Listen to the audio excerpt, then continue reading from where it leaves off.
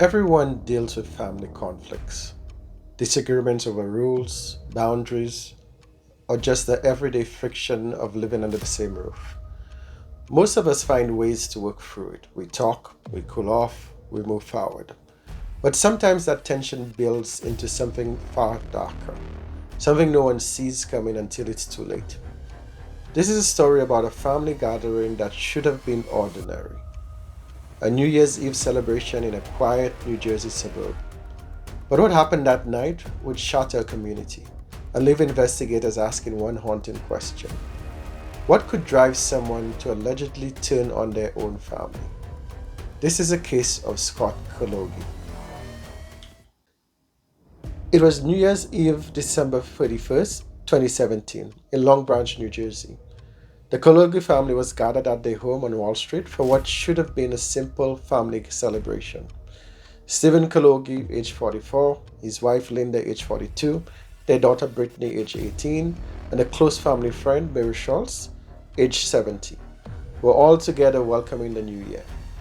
Also present was Scott Kologi, age 16 at the time, Steven and Linda's son. Just before midnight, neighbors reported hearing what sounded like fireworks. But the sounds weren't celebrations, they were gunshots. The police arrived at the scene shortly after 11:30 p.m. They found a devastating scene inside the home. 4 people had been shot: Steven Kologi, Linda Kologi, Brittany Kologi, and Mary Schulz, were all found with fatal gunshot wounds. Scott Kologi was found at the scene and was taken into custody. Investigators recovered a semi-automatic rifle at the home, which they believe was used in the shooting. In the immediate aftermath, investigators worked to piece together what had happened. According to law enforcement officials, Scott had allegedly opened fire on his family members during the gathering. Prosecutors would later allege that he shot his father, mother, sister, and family friend in what appeared to be a deliberate attack. After his arrest, Scott Kologi was questioned by investigators. The interrogation video provides a window into his state of mind in the hours following the alleged shootings.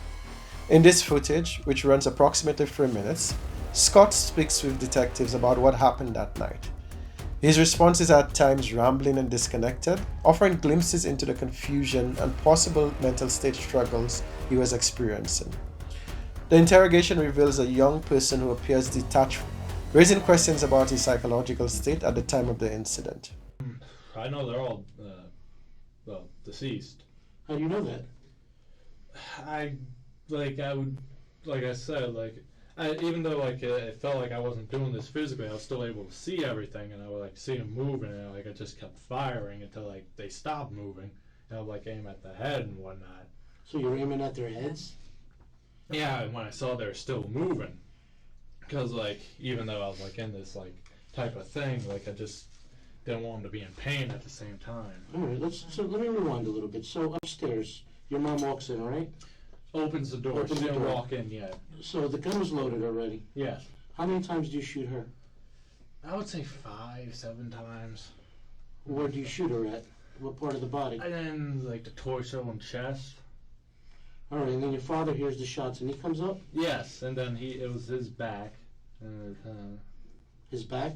Yeah. All right, and then you walk down the steps Yeah. with a gun loaded and you go in the kitchen. Yeah, and then the rest, How many times do you shoot your sister? 3 times. Where do you shoot her at? Well, she was sitting down, so it was kind of chest and head region. And who's the other person you shot? Grandmother. Your Mary. grandmother. Yeah, chest region. Chest region? Yeah. How many times did you shoot her? 4 times, I believe. 4 times. And I know, because I had the things in my ears, it was muffled, but, it was also because I wasn't there fully. When you were loading the mags and when you were doing this, there Yeah, was... I was, questioning it, but I just, couldn't stop. It was, something subconsciously, I had to do it. Did you feel anger? At certain moments, yeah. Okay.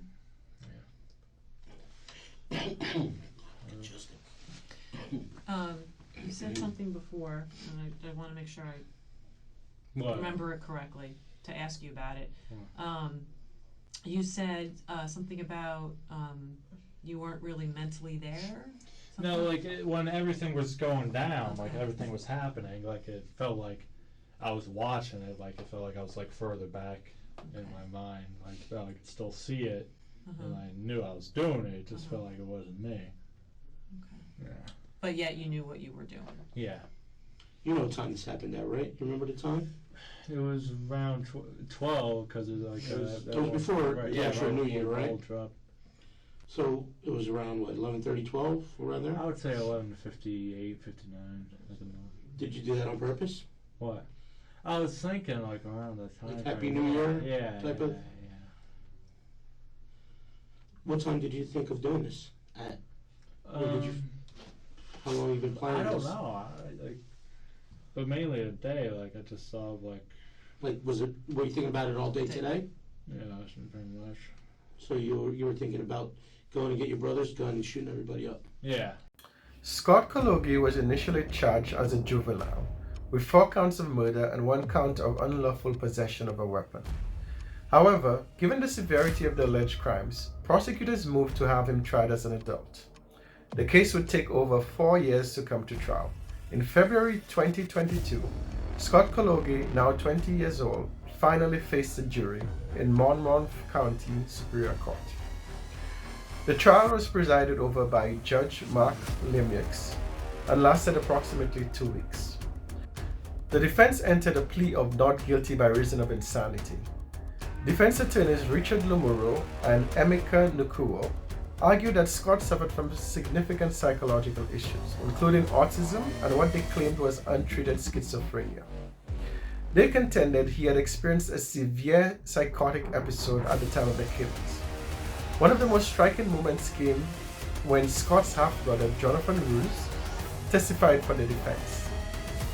He told the court that at age 16, Scott still believed in Santa Claus, needed his mother to dress him, and often slept in his parents' bed. Roos said that he would help hide presents in the attic so his brother would continue to believe in Santa Claus. But the prosecution painted a completely different picture. They called renowned forensic scientist Dr. Park Dietz, who had previously evaluated notorious criminals including Jeffrey Dahmer and Fyodor Kaczynski. Dr. Dietz testified that while Scott was autistic, he was not schizophrenic and knew exactly what he was doing when he killed his family members. Prosecutors presented evidence showing the premeditated nature of the attack. Scott had researched whether rifles would be effective against bulletproof vests worn by police. He wore earplugs to protect his hearing. He turned off the lights in his room so his mother wouldn't see the weapon when she came looking for him.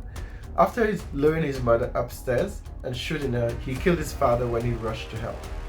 Then he calmly walked around their bodies, went downstairs and shot his sister and Mary Schulz. Assistant prosecutor Sean Brennan told the jury that Scott fired the rifle 14 times, with 12 shots hitting the victims.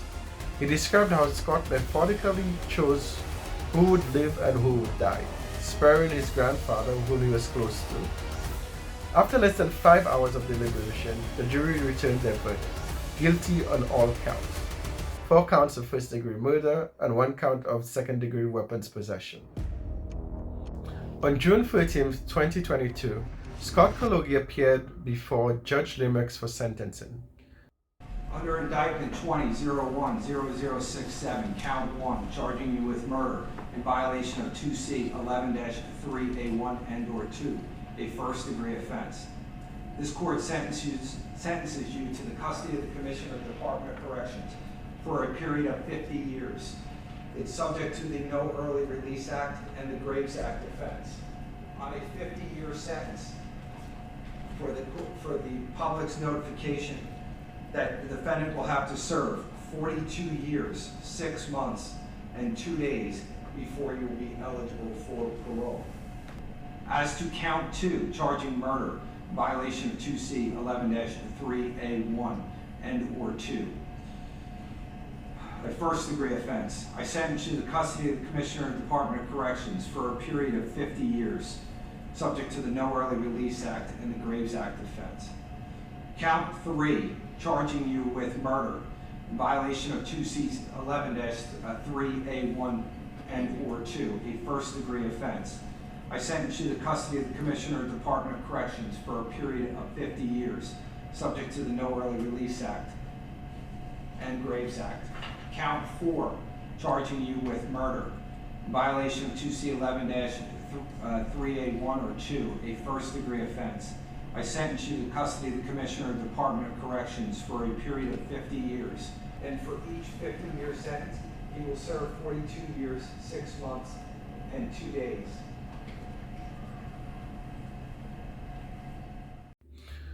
Four lives were lost on a night that should have been filled with hope for the new year. Brittany Kologi had been a recent high school graduate with plans for her future. Her parents were described as devoted to their children. Mary Schulz was remembered as a kind woman who had been close to the family for many years. This case forces us to confront difficult questions about mental health, family dynamics, and warning signs that might go unnoticed until it's too late. Scott's grandmother testified that he had told her repeatedly about his disturbing thoughts and that he needed help. But somehow that help never came in time. For those struggling with mental health issues, resources are available. And for families dealing with a loved one in crisis, seeking help early can make a big difference. That's all for today. Thanks for watching.